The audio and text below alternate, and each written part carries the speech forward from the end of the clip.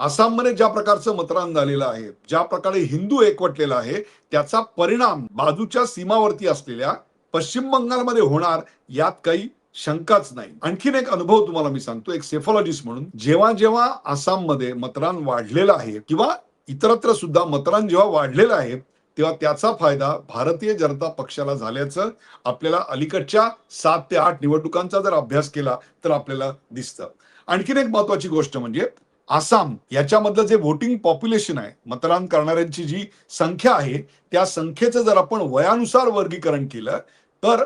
पहिल्यांदा व्होट करणारे आणि दुसऱ्यांदा व्होट करणारे म्हणजे तरुण मतदार जे आहेत त्यांची संख्या